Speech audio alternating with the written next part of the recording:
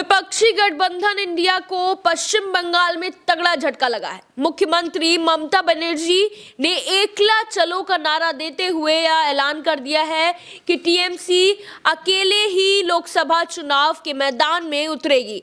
आइए आज बात करते हैं इसी मामले में और भी जानकारी लेते हैं अपने टीम मेंबर रवि से। तो अब सबसे बड़ा सवाल यह है कि क्या अब ममता बनर्जी इंडिया गठबंधन से हट जाएंगे? क्या लगता है आपको? अभी आज का जो टीएमसी का डिसीजन है वो यही है कि इंडिया गठबंधन से अलग हो रही हैं और पश्चिम बंगाल में जो चुनाव लड़ेंगी वो अकेले लड़ेंगी। तो इंडिया गठबंधन से उनका एक तरीके से अभी पूरा कंफर्म नहीं हुआ, लेकिन पश्चिम बंगाल में जो चुनाव लड़ेंगे वो अकेले ही लड़ेंगे, अभी जो उन्होंने डिसीजन लिया है। लेकिन अगर हट जाती हैं तो इंडिया गठबंधन के लिए बहुत दिक्कत होने वाली है, क्योंकि अभी तक तो एक पीएम का भी चेहरा मानी जा रही थी, क्योंकि बड़े समय से वो सीएम भी रही हैं पश्चिम बंगाल में।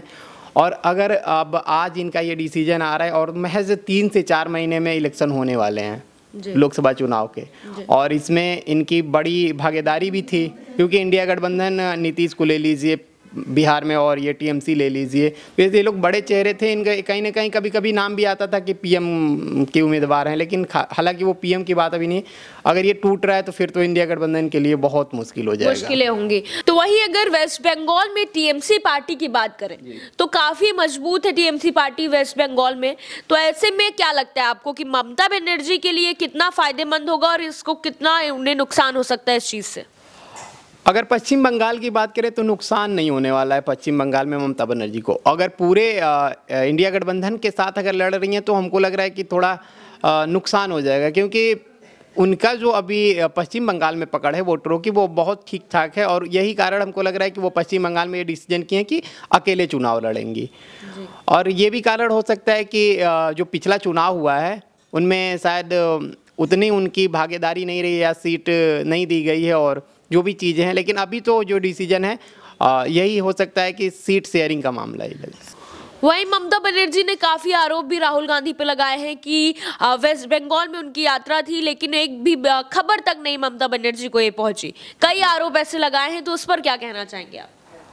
देखिए, राहुल गांधी की यात्रा ये अभी 1-2 दिन से नहीं स्टार्ट हुई है, 10-12 दिन पहले से स्टार्ट हुई है। तो ऐसा नहीं है कि कानो कान खबर नहीं थी। अब वो वेस्ट बंगाल पहुंच रहे हैं, उसकी खबर नहीं। जी बिल्कुल, वो बात हो सकती है कि उनकी खबर नहीं। तो यहीं से आप देख सकते हैं कि इंडिया गठबंधन किस तरीके से बिखरता हुआ नजर आ रहा है। जी, वहीं अगर अब बिखरने की बात करें तो देखा जाए नीतीश कुमार, उनका भी ऐसी खबरें आ रही हैं कि वो भी कहीं ना कहीं इंडिया गठबंधन से अलग होने वाले हैं। तो उस पर क्या लगता है आपको? अभी 1-2 दिन पहले ऐसा खबरें आई थी, लेकिन हमको नहीं लग रहा है कि वो इंडिया में फिर एक बार जाएंगे, क्योंकि अभी तो वो सीएम भी हैं। हाँ, अभी 1 दिन पहले वो राज्यपाल से मुलाकात की। अब फिर उसके बाद अमित शाह का बयान भी आया, घंटों मीटिंग जी, उसके बाद ये अमित शाह का बयान भी आया कि एनडीए में अगर शामिल होना चाहते हैं तो इस पे सोचा जाएगा।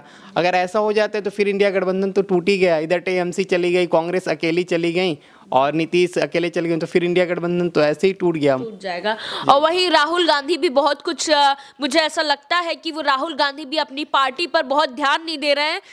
कई अभी ऐसी यात्राएं इनकी, जैसे कि अभी हाल ही में इनकी भारत जोड़ो यात्रा निकली है, भारत जोड़ो न्याय यात्रा निकली है, तो उसमें भी कई ऐसे विवाद छिड़ते जा रहे हैं जिससे ये घेरे में आते जा रहे हैं, लपटते जा रहे हैं। मेरे हिसाब से ये है कि जैसे अगर यात्रा निकालना है सही है, लेकिन जब इंडिया गठबंधन है तो सभी पार्टियों को साथ लेकर के चलें, सबसे सहमति से चलें।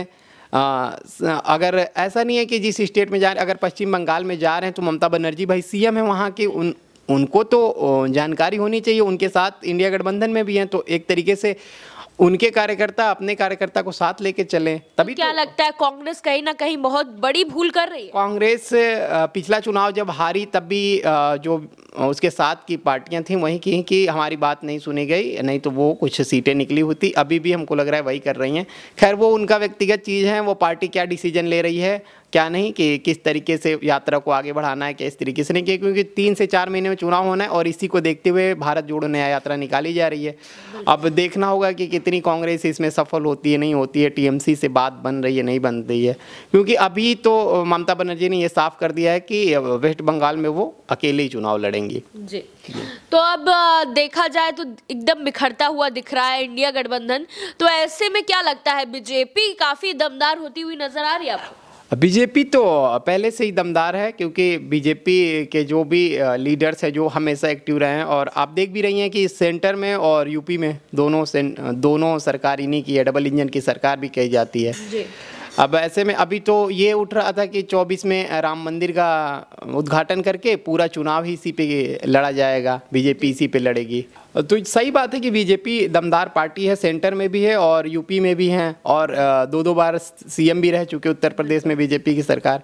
तो अगर उत्तर प्रदेश की बात करें तो अखिलेश यादव भी हैं उत्तर प्रदेश में, ऐसा नहीं है, क्योंकि वो भी सीएम रहे हैं। लेकिन अगर टूट जाता है इंडिया गठबंधन तो फिर बीजेपी के लिए सीधा सीधा रास्ता एकदम साफ हो जाएगा। बिल्कुल, हाँ, बिल्कुल सही बात आपने कही कि अगर इंडिया गठबंधन टूटता है या जिस तरीके की झड़प आपस में ही चल रही है, तो इससे सीधा सीधा असर, सीधा सीधा फायदा बीजेपी को ही होगा।